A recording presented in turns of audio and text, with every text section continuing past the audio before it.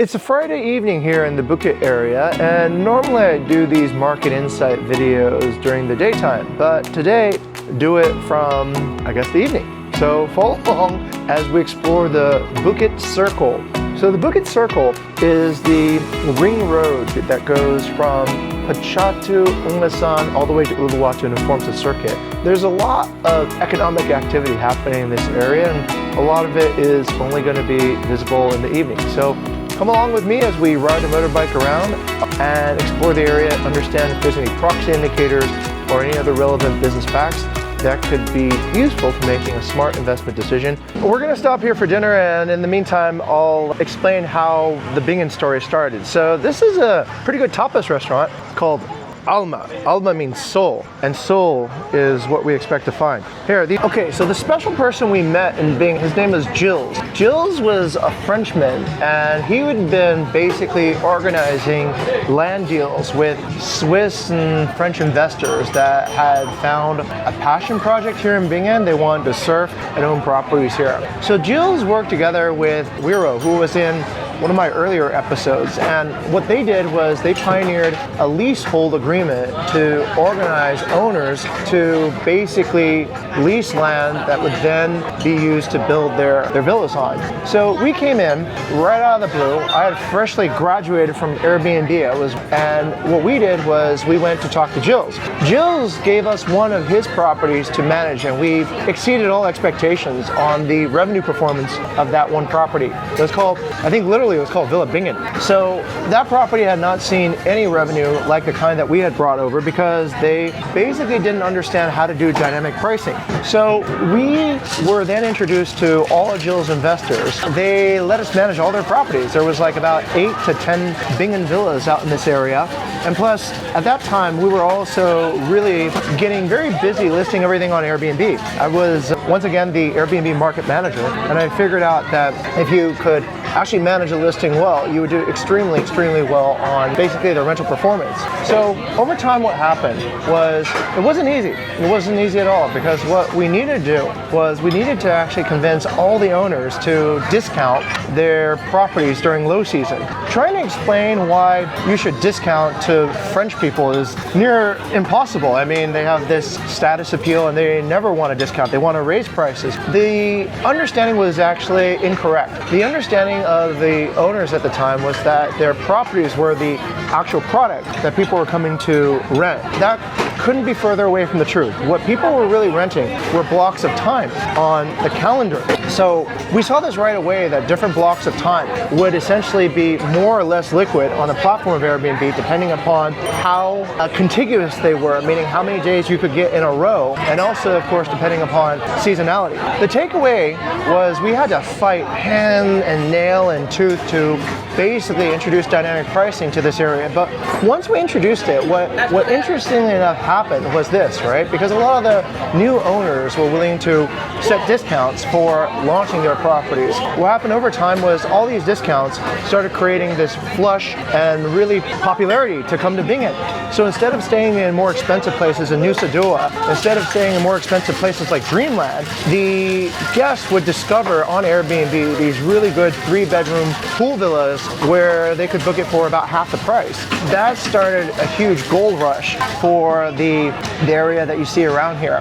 And the gold rush got to be essentially this. The understanding, which very few people had at the time, was that you could basically buy time wholesale from a Balinese landlord that would cost you something on the order of $20 a day. But then after you had built a villa on it, you could retail that for close to, 1 to 200. And you could do that multiple times if you had larger pieces of land and built more units. So that became the main reason why we saw the increase in Bingen. And this graphic over here will show you the rising trends as we introduce this dynamic pricing and also short-term rental strategy into Bingen, which beforehand had only seen seasonal travel from surfers. The drinks have arrived. Let me go ahead and try to draw a diagram of the Bukit area. Let's adjust it a little bit here. Okay, so roughly speaking, this is the Bukit Peninsula. This area is known to the locals as actually, South Kuta is the official name of this region because that's actually what it says on all the land certificates. The area is also known by the Bukit, Uluwatu, Bingin, Padang, all these other names, but they're not official names. Those are more of the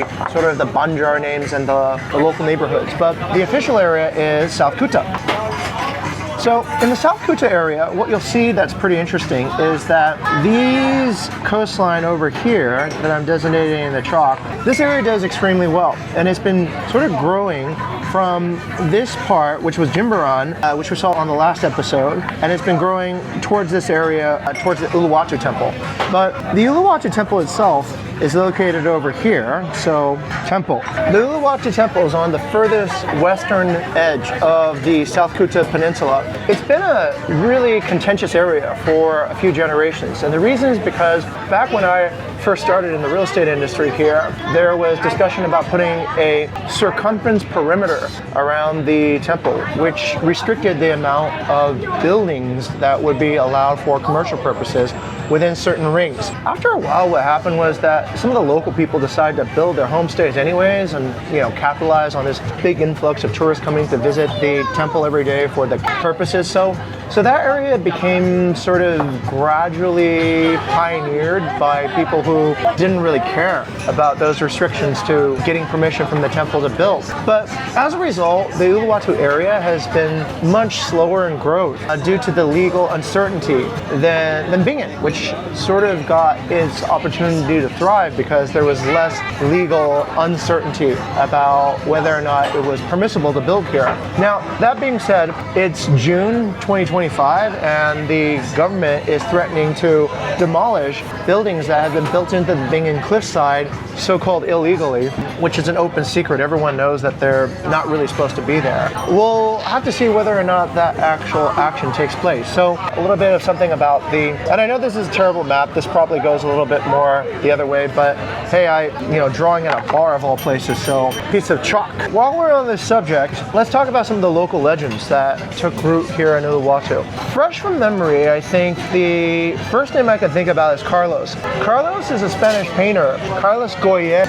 His surname is really hard to pronounce, but Carlos came out here back before there was anything in Uluwatu. So he set up his art studio back up in the hills above Jalan Buka Vista, and he painted using wax and this special technique. He was noticed by the Indonesian government and had been sent on diplomatic missions to basically promote Indonesian culture as a foreigner. So Carlos is a local legend. He's been a neighbor of ours and also a Buka Vista partner for a few years. Recently, he decided to do his operations himself. And after Carlos, the other legends here are probably Ty Graham. Ty Graham is a surf legend who became a businessman and started Single Fin. And he's been doing really, really well, and he expanded into Canggu with the lawn business. He became a real visionary in terms of the way to celebrate surf culture and make it commercialized. The next legend that I can think of is probably the owner of Moo, Jerome. Jerome is a name often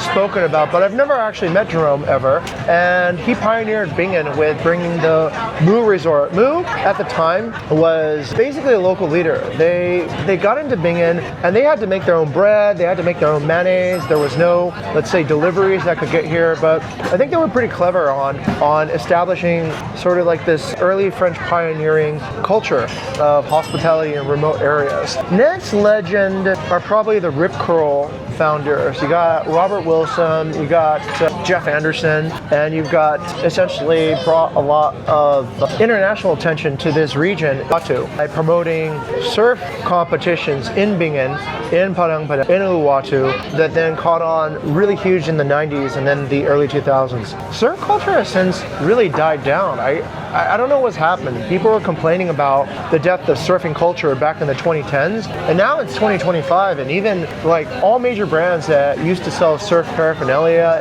and gear are doing far worse than they did 10, 15 years ago. I have a theory it's because there are no more heroes in surf. Kelly Slater was sort of the last real surf hero, but since then there haven't been any legendary surfers to really stimulate interest in the sport in a really global way. So